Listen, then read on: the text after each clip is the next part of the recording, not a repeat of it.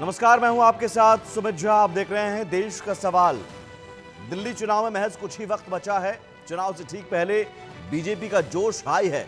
ऐसा इसलिए क्योंकि मतदान से ठीक पहले देश का आम बजट संसद के पटल पर पेश किया गया। दिल्ली, बिहार और टैक्स पेयर्स के लिए बड़े ऐलान किए गए हैं। कई घोषणाएं की गई। बजट की बहार से पीएम मोदी का उत्साह दोगुना हुआ और दिल्ली वालों के सामने साफ तौर पर कह दिया कि ना नेहरू के जमाने में ऐसा हुआ और ना ही इंदिरा जी के जमाने में। आजादी के बाद टैक्स पेयर्स के लिए ऐसा ऐलान पहली बार किया गया। तो क्या बजट के बाद दिल्ली चुनाव के समीकरण बदलते दिख रहे हैं? क्या बजट से बीजेपी का उत्साह दोगुना हुआ? क्या बजट के बाद दिल्ली चुनाव के लिए बीजेपी के हाथ ब्रह्मास्त्र आ गया है? इस खास कार्यक्रम में इन सभी बातों पर चर्चा करेंगे। कुछ खास मेहमान भी हमारे से जुड़ेंगे और सवाल इसलिए बड़ा है क्योंकि दिल्ली में 37 से 40 लाख ये आबादी है टैक्स पेयर्स की। तो आप समझिए कि 37 से 40 लाख की आबादी जो टैक्स पेयर्स है उनके लिए ये बड़ा ऐलान कि 12 लाख तक की आमदनी पर टैक्स नहीं भरना पड़ेगा। जाहिर है ये 40 लाख टैक्स पेयर्स वोटर भी हैं दिल्ली में जो 5 फरवरी को वोट डालेंगे। तो क्या इस दांव के जरिए बीजेपी ने आम आदमी पार्टी के सामने एक बड़ी चुनौती पेश कर दी और 40 लाख वोटरों को सीधे सीधे अपने पक्ष में लाने की कोशिश। और इसके अलावा जो दिल्ली का हिस्सा है उसमें भी 100 करोड़ का इजाफा किया गया है। तो दिल्ली में ज्यादातर मिडिल क्लास के लोग हैं। मिडिल क्लास बहुत हद तक दिल्ली विधानसभा चुनाव में तय करते हैं सरकार किसकी बनेगी। यही मिडिल क्लास हैं जो लोकसभा चुनाव में बीजेपी को वोट देते हैं तो सभी सातों की सातों सीटें बीजेपी के झोली में चली जाती है और विधानसभा चुनाव में आम आदमी पार्टी को जिताते हैं। तो मिडिल क्लास को लेकर आम आदमी पार्टी के नेता अरविंद केजरीवाल ने भी हाल ही में सवाल उठाया था। मांग की थी कि 10 लाख तक की आमदनी पर टैक्स में छूट मिले, लेकिन नहले पर दहला बीजेपी ने चल दिया और 12 लाख सीधे सीधे 12 लाख की आमदनी पर कोई टैक्स नहीं भरना पड़ेगा। तो अरविंद केजरीवाल के पास अब क्या रणनीति है? अब वो क्या इस कदम का स्वागत नहीं करेंगे? और सवाल ये भी कि जिस टैक्स टेररिज्म के सहारे अरविंद केजरीवाल या फिर कांग्रेस निशाना साधती रही, उस टैक्स टेररिज्म के जवाब में इस बजट के जरिए साधने की कोशिश की गई उन मिडिल क्लास के लोगों को, जिन मिडिल क्लास के लोगों को अरविंद केजरीवाल संबोधित करते हुए कह रहे थे कि ये बीजेपी के टैक्स टेररिज्म के शिकार हैं। बड़ी संख्या में टैक्स पेयर्स दिल्ली में 37 से 40 लाख और ये तय करेंगे कि दिल्ली में सरकार किसकी बनेगी। और यही वजह है कि बीजेपी इस बजट के बाद लगातार अब बजट में जो टैक्स पेयर्स को छूट दी गई उस छूट के जरिए सीधे सीधे अब अपील कर रहे हैं। और प्रधानमंत्री नरेंद्र मोदी ने तो यहां तक कह दिया कि ये नेहरू के ज़माने में और इंदिरा के ज़माने में संभव नहीं था। वहां तो आपको 12 लाख की कमाई पर 10 लाख टैक्स देना पड़ता। तो सवाल आज यही है देश का सवाल में कि क्या बजट से बीजेपी को नई ताकत मिली है? सवाल ये कि क्या दिल्ली चुनाव में आम बजट का कितना असर होगा? चुनाव में बीजेपी ने बजट को सबसे बड़ा मुद्दा बना लिया और चुनाव से ठीक पहले बजट क्या बीजेपी की जीत की गारंटी बन गया? क्या बीजेपी के लिए ये मास्टर स्ट्रोक बजट बन गया है? आज इन्हीं सवालों पर हम बहस की शुरुआत करेंगे। हमारे साथ तमाम मेहमान जुड़ रहे हैं। अनिरुद्ध प्रताप सिंह हैं बीजेपी के प्रवक्ता और उसके अलावा भी कांग्रेस और आम आदमी पार्टी की तरफ से भी प्रवक्ता जुड़ेंगे। अनिरुद्ध जी, क्या ये बजट बीजेपी के लिए मास्टर स्ट्रोक और खासतौर पर टैक्स पेयर्स के लिए जिनकी संख्या करीब 37 लाख से 40 लाख के करीब है और जो बड़ी भूमिका निभाते हैं दिल्ली विधानसभा चुनाव में? सुमित जी, मैं आपके चैनल के माध्यम से आदरणीय प्रधानमंत्री जी की हार्दिक बधाई और शुभकामना देना चाहता हूं कि उन्होंने देश के लोगों के लिए, मिडिल क्लास के लिए, किसानों के लिए विकसित भारत का जो बजट प्रस्तुत किया है, लोगों ने खूब जबरदस्त उसकी सराहना की है। और मैं ये कहूँगा क्योंकि दिल्ली के परिप्रेक्ष्य में आपने प्रश्न पूछा है तो जाहिर सी बात है कि बजट में बह गए केजरीवाल। एक टैगलाइन थी, किसी ने मुझे सुबह व्हाट्सएप पे भेजा, कहा कि बजट में बह गए केजरीवाल। जाहिर सी बात है कि जो चीजें हमें करना चाहिए वो अगर स्टेप बाय स्टेप देखा जाए तो 2014 के बाद में प्रधानमंत्री जी ने स्टेप बाय स्टेप चीजें की, चाहे फाइनेंशियल इंक्लूजन लिया जाए, लोगों के अकाउंट खोलना। जब लोग ये चर्चा करते थे भाई साहब क्यों अकाउंट ओपन किया जा रहा है, क्यों लोगों का, क्योंकि देश में तब लोगों के पास खाता ही नहीं था। और दूसरी चीज, अकाउंट ओपन करना बड़ा टफ टास्क था। तो डे बाय डे जब उस टाइम पर जब प्रधानमंत्री जी ने शपथ लिया तो उन्होंने कहा कि हम कराधान से लोगों को मुक्त प्रदान उसमें फ्री करेंगे, थोड़ा सा उसमें राहत प्रदान करेंगे। तो उसमें डे बाय डे उसमें इंक्रीमेंट किया गया। आज स्थिति यह हो गई कि 12 लाख कमाने वाले व्यक्ति को, सैलरीड एम्प्लॉयड को टैक्स ही नहीं देना है, 0 टैक्स देना है। और पूरे देश में लगभग 80% एम्प्लॉयड ऐसे हैं जो 12 लाख सैलरी होल्डर हैं। और दिल्ली के अंदर आपने आंकड़ा दिया कि 40 से 42 लाख लोग हैं, उसमें से मान के चलिए 85%, जाहिर सी बात 39 लाख के आसपास आंकड़ा बैठता है कि जो कि उनको टैक्स ही नहीं देना। सोचिए कि ये पैसा उनके लिए, उनका एक बाइंग कैपेसिटी उनका इन्हांस करता है, किस तरीके से वो पैसा मार्केट में आएगा, खरीदारी करेंगे उनके चीजें। क्योंकि और सरकार इसके अलावा जो इंफ्रास्ट्रक्चर डेवलपमेंट है, चाहे अर्बन हो, चाहे एग्रीकल्चर सेक्टर हो, चाहे स्कूल हो, चाहे महिला विकास हो, चाहे सामाजिक न्याय हो, चाहे एयरपोर्ट हो, क्योंकि हम चाहे बिहार के अंदर तमाम तरीके की योजनाओं का जो इन्हांसमेंट किया गया है। क्योंकि भारत को हमें 2 तरीके से देखना चाहिए कि वो लोग हैं जो एयरपोर्ट पे यात्रा करते हैं तो उनके लिए मल्टीपल एयरपोर्ट्स है, ट्रेन इन्हांस, उस पर सारी चीजें की गई।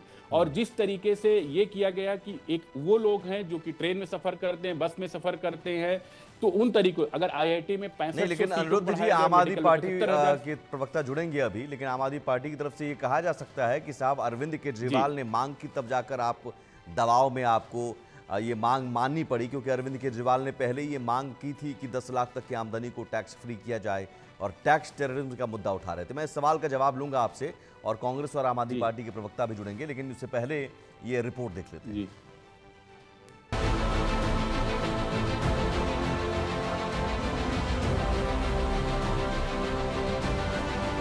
1 फरवरी को देश के आम बजट में कई घोषणाएं हुई, टैक्स पेयर्स को तोहफा मिला, बिहार और दिल्ली के लिए बड़े ऐलान किए गए। और इसके ठीक एक दिन बाद यानी 2 फरवरी को पीएम मोदी दिल्ली के रण में गए।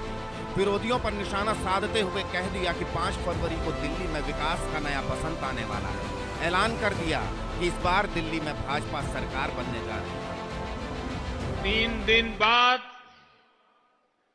5 फरवरी को दिल्ली में विकास का नया बसंत आने वाला है। अब भाजपा सरकार के कल के बजट के बाद साल में 12 लाख रुपया कमाने वाले को 1 रुपया भी टैक्स का देना नहीं पड़ेगा। बजट में हुए तमाम ऐलानों के बाद बीजेपी को नई संजीवनी मिली है, क्योंकि एक बड़े तबके का कहना है कि इस बार समावेशी बजट रहा है। इसके बाद से बीजेपी ने विरोधियों को घेरना शुरू कर दिया। पीएम मोदी के तर्कश से शब्दवेदी बाण निकले और पहले आम आदमी पार्टी पर निशाना साधा। कह दिया कि आम आदमी पार्टी ने दिल्ली के 11 साल बर्बाद कर दिए। पीएम मोदी ने गारंटी दी कि दिल्ली के लोगों की हर परेशानी को दूर करके ही दम लेंगे। साफ तौर पर कह दिया, वोटिंग से पहले ही झाड़ू के तिनके बिखर रहे हैं। आपदा के नेता पार्टी छोड़ रहे हैं, क्योंकि उन्हें पता है कि लोग आपदा से नफरत करते हैं। दिल्ली की जनता के सामने आम आदमी पार्टी का नकाब उतर चुका है। दिल्ली की आपदा पार्टी ने यहां के 11 साल बर्बाद कर दिए हैं। मैं गारंटी देता हूं, आपकी हर मुसीबत, हर परेशानी को दूर करने के लिए खप जाऊंगा। आपदा के लीडर्स उसे छोड़कर जा रहे हैं। ये जान चुके हैं कि ग्राउंड पर जनता आपदा से कितना नाराज है, कितनी नफरत करती है। दिल्ली के लोगों के गुस्से से आपदा पार्टी इतनी घबरा गई है कि हर घंटे झूठी घोषणाएं कर रही है। आम आदमी पार्टी को घेरने के बाद पीएम मोदी ने कांग्रेस को आड़े हाथों लिया। बजट में किए गए 12 लाख वाले ऐलान को दोहराया और कह दिया कि आजादी के बाद से साल भर में 12 लाख कमाने वाले को इनकम टैक्स से कभी राहत नहीं मिली। अगर नेहरू जी के जमाने में आप 12 लाख रुपए कमाते तो 12 लाख रुपए की आय पर आपकी 1/4 सैलरी सरकार वापस लेती। इंदिरा जी का जमाना होता तो 12 लाख रुपए की आय पर आपके 10 लाख रुपए टैक्स में चले जाते।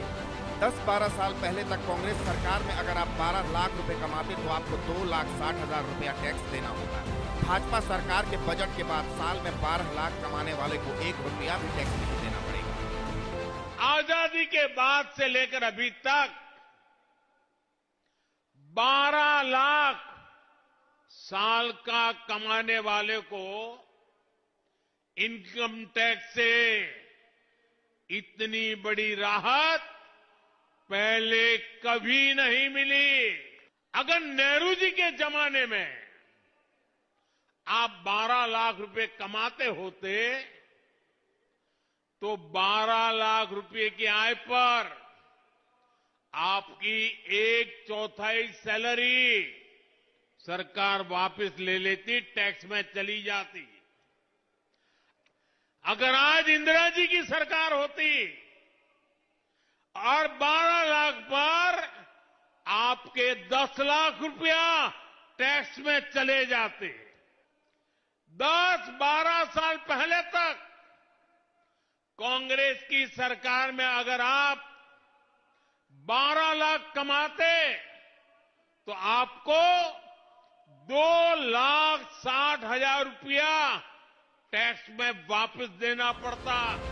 दिल्ली के रण में झुग्गियों को लेकर महासंग्राम छिड़ा हुआ है। आम आदमी पार्टी और कांग्रेस एक तरफ झुग्गियों के लिए वादों की झड़ी लगा रही है तो पीएम मोदी ने भी साफ कह दिया कि दिल्ली में एक भी झुग्गी नहीं टूटेगी। और मैं आपको एक और गारंटी देता हूं, ये आपदा वाले अफवाह फैला रहे हैं, लेकिन याद रखिएगा दिल्ली में एक भी झुग्गी नहीं टूटेगी।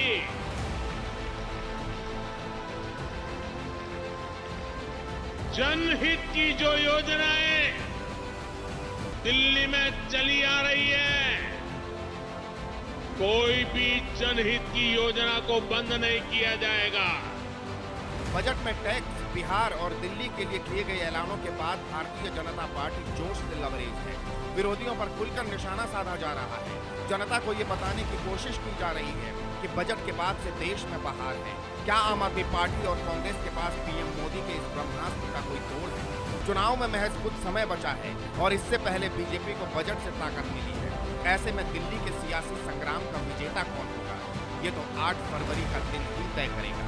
इतना जरूर है, बीजेपी का जोश हाई है। Bureau report, India news.